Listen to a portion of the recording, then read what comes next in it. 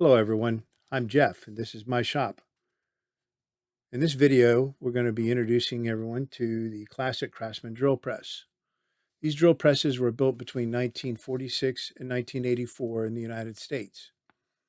Two companies produced them, and we're going to cover some of the differences between the different models. But this is really just a basic introduction to these incredible machines and why they're so sought after. For more extensive information or additional resources, check out some of the links that are down in the description, like Vintage Machinery and the Garage Journal Forum. So, why a drill press? Whether you're making a car, a boat, an airplane, or just about anything else, about 80% of all fabrication is hole drilling. That's why drill presses are so essential. There's a variety of tools that can perform drilling functions: lathes, milling machines, and so on. But the drill press is probably the most diverse and best suited for drilling holes accurately and repeatedly. Most Craftsman drill presses will have a model number that is numeric. It will start with a prefix of 3 digits. In this case, you're looking at a 103 24531.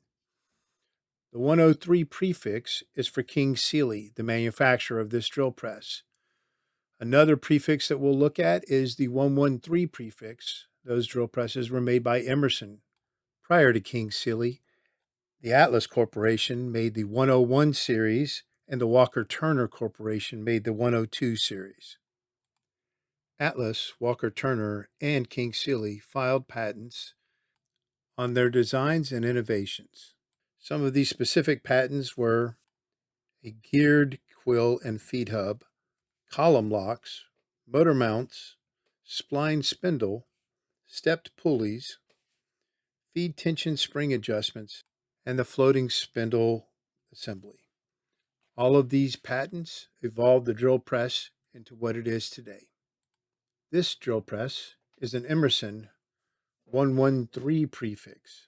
It's a 150 series. You can see the 150 on the headband.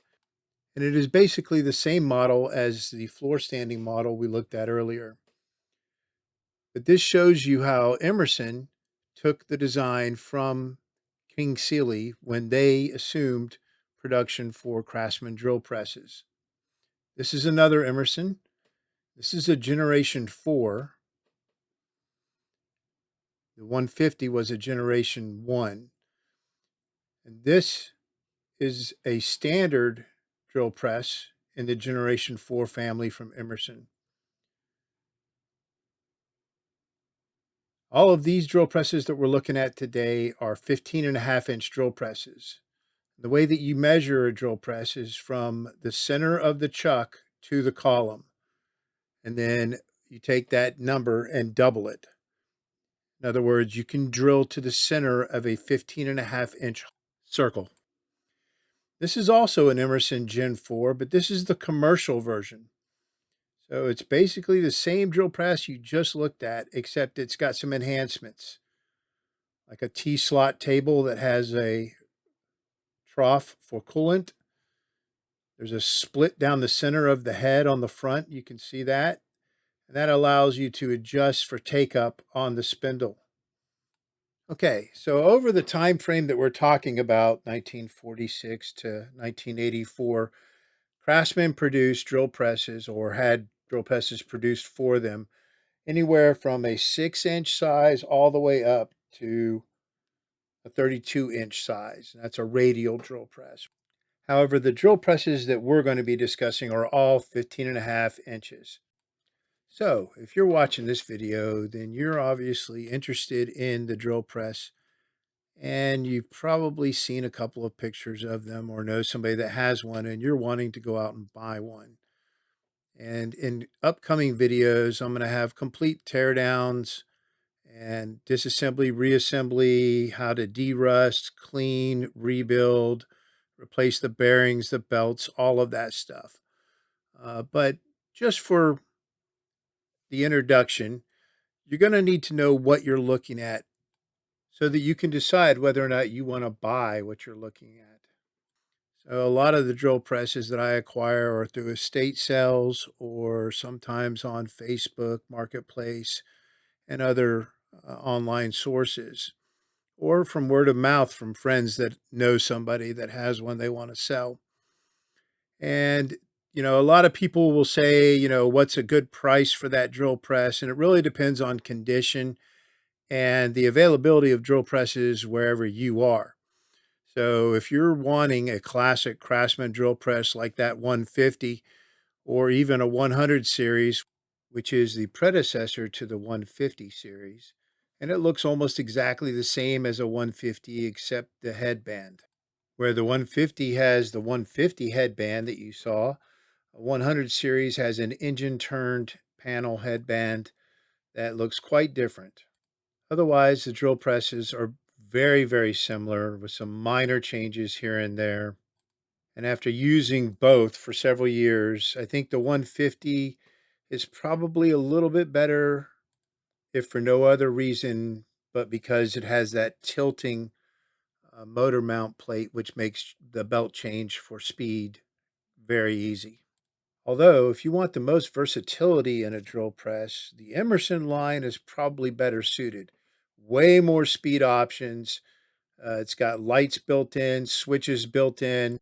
So an Emerson Gen 2, 3, or 4 is going to have a lot more versatility than the classic 150 and 100 series, or even the Emerson Gen 1 series, which is just a 150 that was made by Emerson rather than King Seeley. Being able to date your drill press is another area that requires a lot of information to figure out. A model number is not necessarily sufficient to be able to date that, since a lot of these models were made over a period of years. So I said that we're primarily dealing with the 15.5-inch drill presses, but if you're looking at that classic Craftsman drill press, that Art Deco design, that drill press was also available in a 12.5-inch and a 13.5-inch size. And you may see those from time to time, or even the Dunlap branded version of it. And the main difference that you can tell just by looking at the picture of one, of which size drill press you're looking at, is all of the 15.5-inch drill presses had that hub on the side with three feed handles coming off of it. And then the 13.5-inch and the 12.5-inch drill presses have a single bar that goes through the hub with two knobs on it. So that's one quick, easy way to tell what size drill press you're looking at. It's also probably worth mentioning that uh, the headbands are attached to these drill presses with a rivet type screw called a drive screw.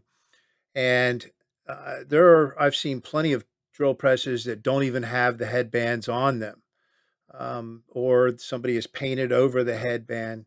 So just looking at a headband isn't necessarily going to tell you a whole lot about that drill press.